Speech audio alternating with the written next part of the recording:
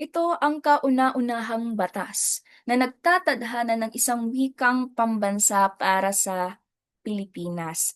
Nagtatadhana. Sa usapin kasi ng batas at politika at wika, mahalagang obserbahan muna.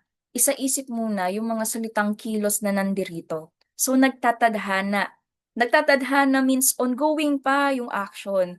Hindi pa dito tinatanong yung resulta ng pagkita o pagpili ng wikang pambansa. So ibig sabihin, hindi natin hinahanap dito kung kailan dineclare ang wikang Pilipino o wikang Filipino bilang pambansang wika ng ng ating bansa, ng Pilipinas. Hindi pa yun yung hindi ito yung tinatanong, kundi yung proseso ng pagpili ng wikang pambansa para sa Pilipinas. Kauna-unahang batas na nagtatadhana. So, ano ang tamang sagot dito? Yan, ang tamang sagot natin dyan ay letter A, Batas Commonwealth bilang 184. Bakit ito? Kasi ito ang unang batas na lumikha ng Surian ng Wikang Pambansa o SWP.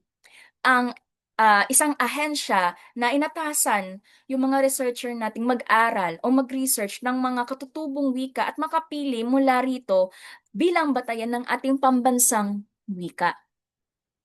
Pero bakit hindi saligang batas ng 1935 samantalang ito yung mas nauna kaysa sa Batas Commonwealth bilang 184? Kasi ang saligang batas, ito ay pangkalahatang prinsipyo pa lamang ng pambansang wika natin, pangkahalatan prinsipyo. Hindi pa itong batas na may direktang utos, may direktang paglalatag o direktang hakbang sa pagpapasimula ng pagpili bilang ating batayan ng pambansang wika.